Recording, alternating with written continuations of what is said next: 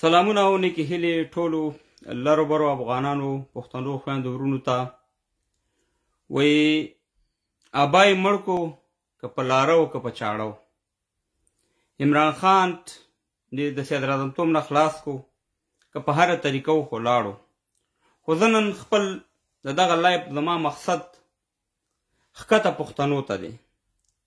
زه راته ګلخانان نه ویم، زه راته ورونه ویم. دا زما خبرې ښه په غور واورې. زما خبرې الحمدلله ما چې څه ویلې په دې میډیا باندې ټولې رښتیا شوي. ما به دا ویلې چې یاره پاکستان د امریکې یو غلام هیواد دی، دا د قانوني ده د هغې او د هغې په امر کیني پاسېږي. تاسې به راتلې به د ردې به ویلې.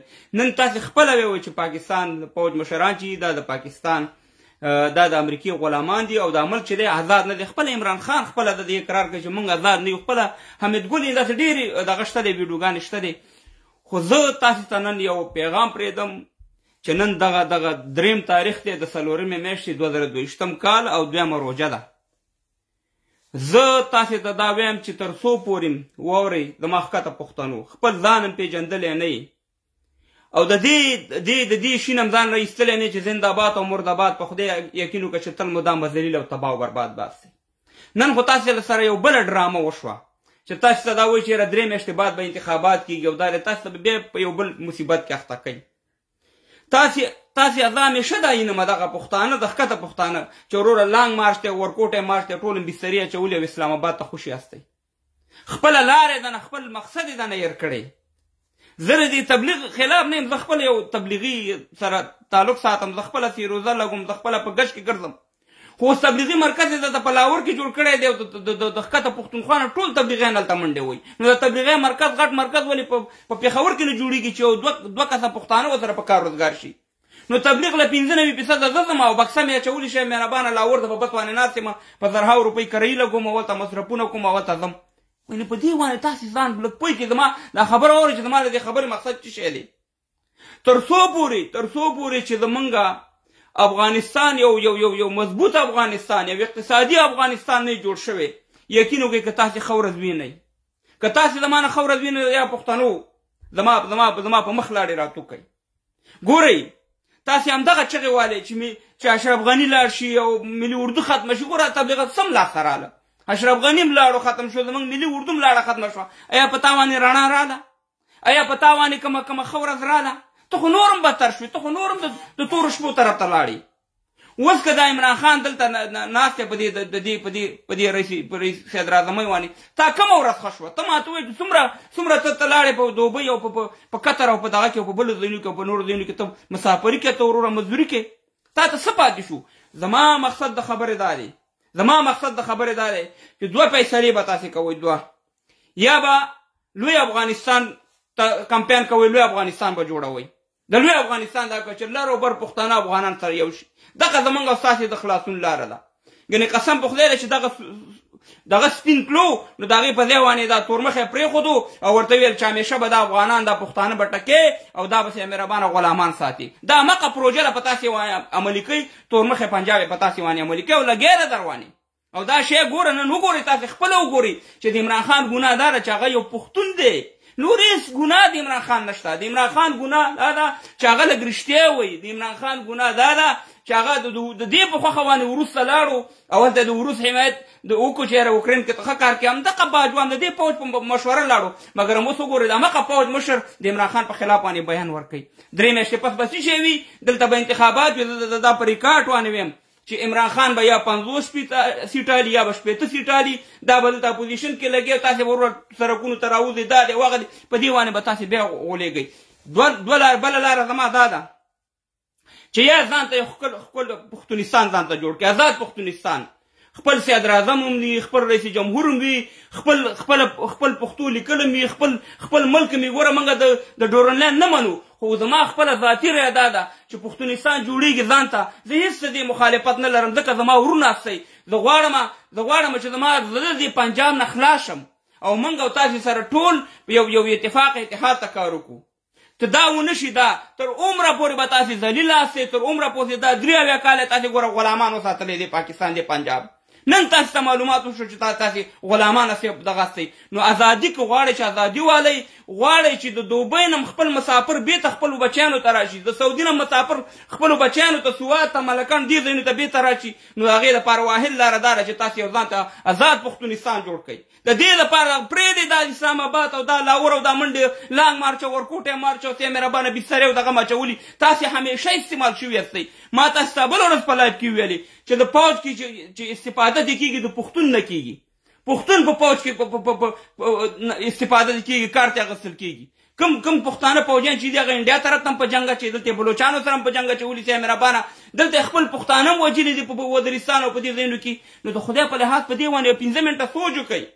د سکواش لوبه چې و جهانګیر خان جهانشیر خان دا ستاسې ده، کرکټ ستاسې دی، ایټم بم ستاسې دی، برق ستاسې دی، دغه هر شی مدنیات ستاسې دي. پنجاب یې مزې کې صاحب مهربانه چې په تا باندې وړه لږ شاړ شي پنجاب یې در باندې باندئ. نو زه درته دا خبرې روجې میاشته دې د شیطانت په نظر نه کومه.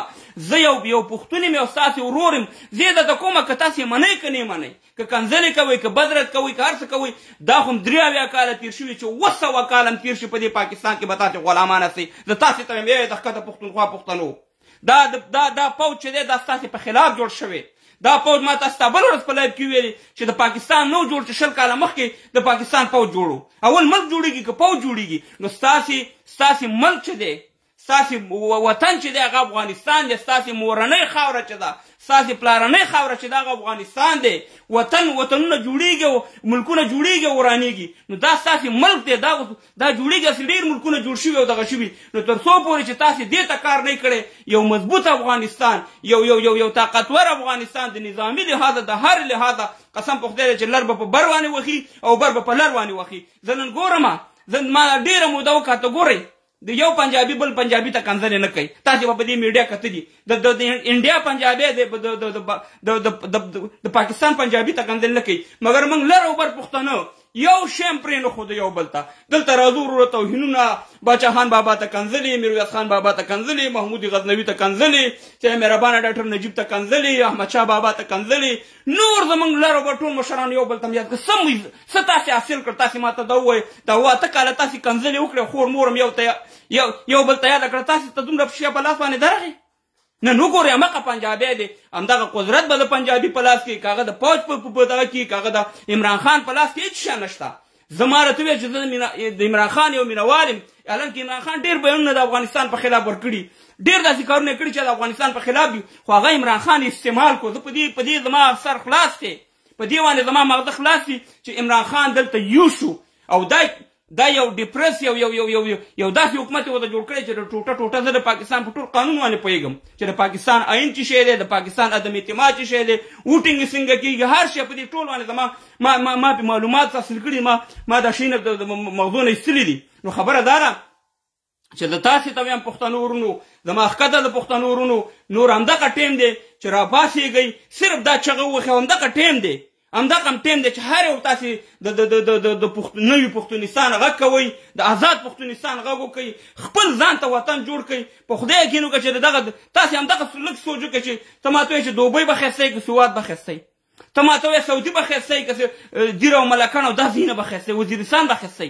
نو ته هغه سرو شګو ته ځې، خپل بچیان پرېږدي، هر شی لري، ته ټول حد تیل لري، برق لري، د دنیا هر شی لري، ته مجبوره کړی صاحب مهربانه چې یا در باندې د لاهور چوکیداري وکړي یا در باندې لاړ شي د عرب مزدوري وکړي. مزدوري بد شی نه دی، خو زه دا وایم چې یو ګلزار غونډه کې وطن ته لري، ته ولې هغه کې خپله هلته ولې مزدوري نه کوې؟ خپلو بچیانو سره بېګاله ولې شپه نه کوې؟ خپل مور پلار سره ولې شپه نه کوې؟ نو دا ټول یو سازش دی، که په لر کې دي که په بر کې دي. دا واورئ افغانانو، قسم په خدای چې دا یو سازش دی او دا هغه سازش دی. ما راته ویلې چې موږ شکست ورکړی انګریزانو نه، موږ نه بدله دي، موږ نه غازي امان الله خان په وخت کې چې کوم شکست ورکړی موږ نه بدله دي. ما تاسو ته په بل ولایت کې ویلې چې موږ ګوره دغه کم جنګ چې و د وروس چې راغی افغانستان ته، دا د وروس او د امریکې جنګ و، دا زموږ جنګ نه و. ځکه په 1904 کې دغه تنظیمونه جوړ کړي پاکستان، دغه د اسلامي په نوم باندې په افغانستان چې کوم دغه دهشتګرد دغه د جهادي لیډران راغلي، د ترورستان د اسلام او د افغانستان دشمنان دي، د داود خان چې چې یو نظامي لحاظه د اقتصادي لحاظ د هر لحاظه یو مضبوط حکومت و د هغې په خلاف باندې هلته جهادونه شروع کړه. اوس وکاته دا خبره زما نه ده، دا د کرنل امام په کتاب کې تاسې وګورئ چې هغې پکې لیکلي دي چې موږ ته په 1904 کې امریکایان وویل دي وغوښتم او ما ته یې دا ویل چې د افغانستان جهاد ته ځان تیار کړه. نو په هغې وخت کې خو روسان نه وو راغلي، روسان خو په 1980 کې راغلي. نو خبره دا ده ګورئ که چېرته دغه د پاکستان نه به خلک چکر ته تله افغانستان ته، دا د زیارشاه په وخت کې زموږ وطن چې و ته سړکونه وګوره، ته کابل وګوره، ته پوهنتونونه وګوره، ته شفاخانې وګوره، ته نظامي شیونه وګوره، دغه ټولې ویډیوګانې وشته دی. هغې واغېسته همدغه پنجاب د همدغې د سوربرېتې په امر باندې هغه لاړو، هغه د داود خان نظام ته یې دسیسه جوړه کړه، هماغه د ډاکټر نجیب نظام ته یې دسیسه جوړه کړه، ټول یې موږ ټوټې کړو. نن موږ د 2 F-16 تیارو F-16 تیارو قوت نه لرو. دا د طالبان حکومت کې 2 تیاري اوچته شوي د امریکایانو 14 ډوله یا B-52 په څه شي ولو موږ په څه شي ولو ولا د ارګه ته بمباري کې څه شی به وکړو والله کې کولی شو. دا خو موږ په دې خبرو باندې موږ سر خلاص دی. نو خبره دا ده چې موږ دومره مضبوط قوت او دومره کمزوري کړو چې تر څو پورې ستاسې لوی کور افغانستان مضبوط شوی نه او هغه یو سترانګ دا شوی دلته بله لوبه روانه ده. یعنې دا زما خبرې واورئ، منئ ما واورئ، خیر دی منئ، که مخالفت والا مې هم واورئ. باجوا دې بیا پیسې اخیستي د طالبانو په سر یې اخیستي او ستاسې پښتنو ستاسې په سر یې اخیستي. دلته یوکرین کې چې کومه لوبه وروس شروع کړې اوس دا غواړي چې امریکا د دې طرف نه لوبه شروع کړي، د افغانستان طرف ته وروسته سردردي پیدا کړي. پیسې به څو کلي، ډالر به څو کلي، پنجاب ویلي او پښتون به بیا ټوپک غاړې ته اچولی چې زه جهاد ته روان یم. که دا شی ونه شو پښتنو افغانانو که مړو ما او دا خبره زما درو شوې چې نتون حالت یې خدای دې بیخي ومبخه. دا خبره به همدغه شانې کېږي څنګه چې په 2001 کې طالبان خرڅ کړه په 52 ملکونو، که همداسې دا طالبان دې پاکستان خرڅ نه کړه زه د خدای را خرڅ کړي دي، د دې سودا یې کړې ده.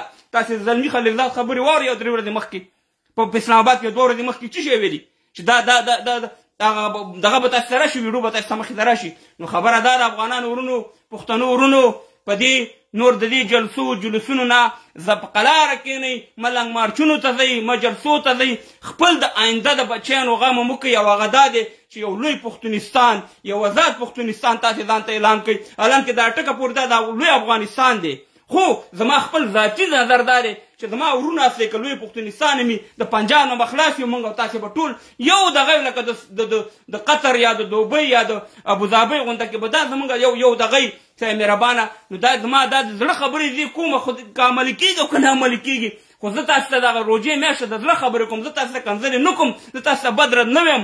نن ما یو ویډیو وکته چې چېرته په سعودي ملک دی که عربو ملکونو کې 2 پښتانه په خپلو کې سر نښتي.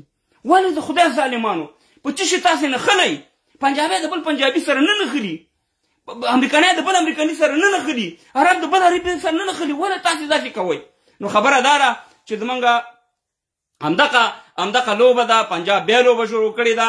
عمران خان یې د لاخوا کو انتخابات چې دي دا خو د پوج سلیکشن دی، خپله د پارټیانې وایي پوج به وروره سي مهربانه چې څوک یې خوښه یي د امریکې په خوښه همهغې ته به دغه ورکوي. تاسې به دا 3 میاشتې بعد ښه منډې به ووښئ، ویډیوګانې به وکړئ او دا به وکړئ عمران خان زندهباد او دا وغه، او اخره کې به هغه سړي له قدرت ورکوي چې څوک د امریکې په خوښه دلته په دې چوکۍ کښېني، څوک د باجوا په خوښه کښېني.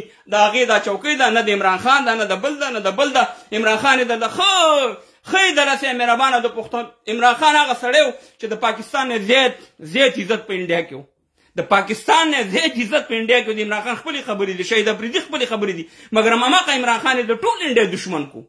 او ده ورسره خپله نه ورسره ولا کې د نواز شریف دشمني جوړه شوي، نه ولا کې ورسره شهباز شریف دشمني جوړه شوي، نه ولا کې ورسره د قمر باجوا دشمني جوړه شوي. صاحب مهربانه همدغه عمران خان یې درته ویوړو، هلته وروره د انډیا طرف ته صاحب مهربانه ګودوارۍ لکړه او د هغې ته وروره پټګیانې د سیکانو پټګي ورته ووول او دلته ورته ښارونه ووول. او صاحب مهربانه هغه شعر مزاري ده کې چې ده هغه سردي ورسره هغه د انډیانو فلمونو والا سره داسې په ټرین کې جنګېده راجنګېده، هغه دومره نه ده هغه غټه. نو خبره دا ده چې هغه کارونه دلته وکړه او دلته یې څه وکړه. په تورخم کې زموږ مالونه د افغانستان د قندهار طرف ته مالونه هغه ټول خسا شو، زموږ رومیان، زموږ انار، زموږ انګور دلته خپل پښتون د پې ضربه ورکړه، هلته یې خپل وروره خپل نسل چې د هندوانو د سیکانو نه دی هغې طرف ته مهربانه دغه ګودوارې ورته جوړې، هغې طرف ته ورته ورور بارډرونه یې لږ کړو، او دلته چې خپل پښتون خپل قوم پروت دی هغې سره مهربانه سیمې خاردار لګېږي، او دغه زموږ پښتون په هغه د انډیا نه چې دښمن وي په هغې خوشحالېږي، مګر همدې طرف ته چې خپل قوم پروت دی خپل نسل یې پروت دی په هغې باندې سې مهربانه دی خوشحالۍ نه کوي چې څه کله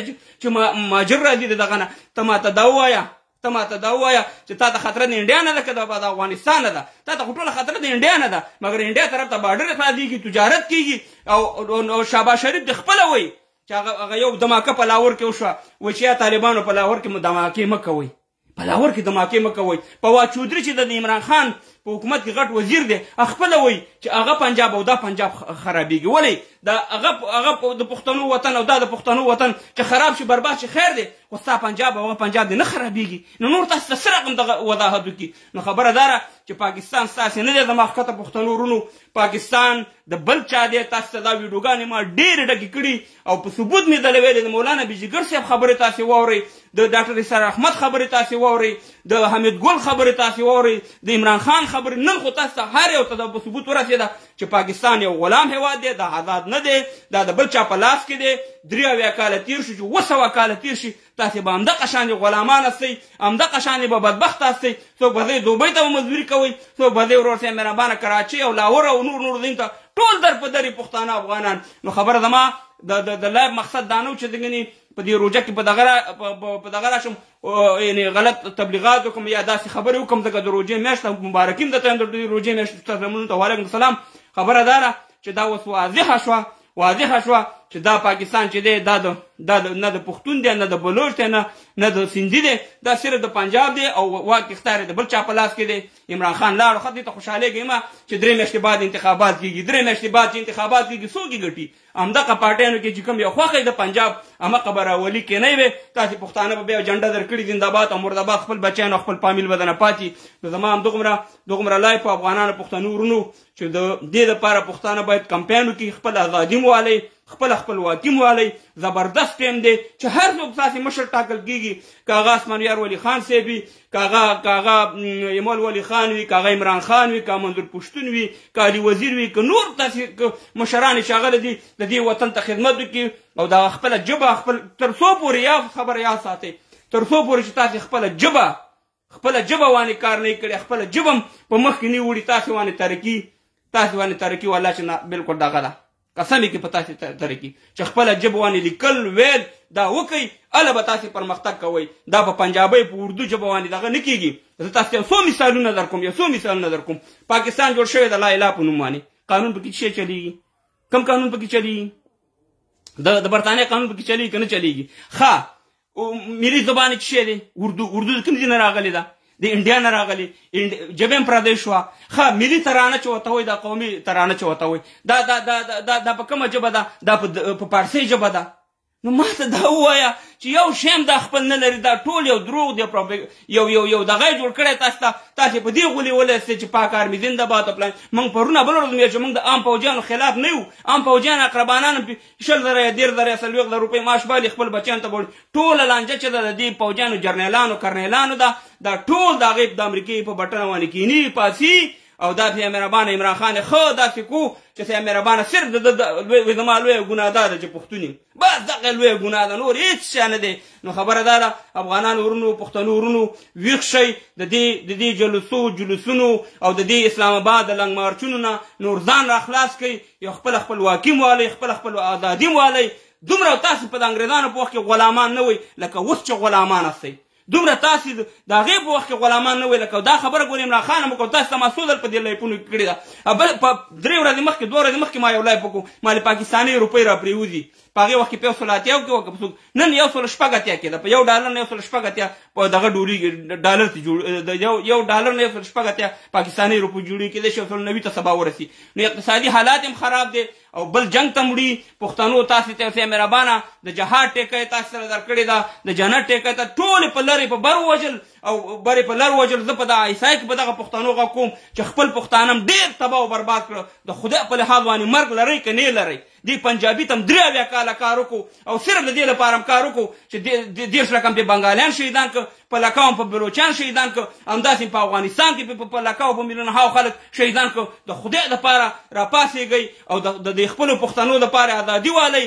تباه و برباد کړ، نه سوات کې ځلمیان او زنانه پرېښودي، نه په ملکان باجوړ دیر کې او نه په وزیرستان کې او نه په افغانستان کې. نور څه شی کوئ؟ دومره ظلم خو ولا کې موږ سره کفارو کړی، لکه څومره ظلم چې دغه د پنجاب په نوم ریاست باندې موږ سره وکړو. تباه و برباد کړو لر او بر پښتانه، هم یې موږ بېعزته کړو، هم یې مړه کړو، هم یې دنیا ته دهشتګرد معرفي کړو، هم په دنیا باندې خرڅوي. اوس باجوا ستاسې د سر نوې سودا کړې ده، بیا ورته بوجۍ کنټینري دغه ډالر را روان دي صرف د پښتون افغان د تباهي او د بربادۍ لپاره چې دا یو نوي جنګ ته چې وروست طرف ته به جنګ شروع کېږي. ما در باندې غاړه خلاصه کړه که دا زما خبرې هر رقم چې وي. خو زه یو خبره راته کوم چې نن وګورئ په یوکرین کې څه روان دي، په یوکرین کې څه روان دي.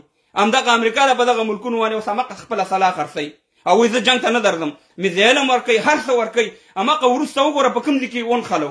ته مهربانه داسې میزایل ورکوي چې تیارې مو ته ولي، داسې میزایل ولا ورکوي چې مهربانه ټانګونه مو ته ولي. همدا کار یې موږ سره موږ مجاهدینو سره موږ ته بیا هغه سلاح راکوله چې وروره موږ به د روسۍ تیارې ټانګونه هر شی شته، موږ ته خو یې نه راکوله، خپل کار رانه کوو، خپل کار رانه اغوستو. وروست سوپر پاور د دنیا هغې وخت کې رشیا سوپر پاور و، هغه موږ مات کړو. امریکا سوپر پاور شوه، موږ څه ګټه وکړه؟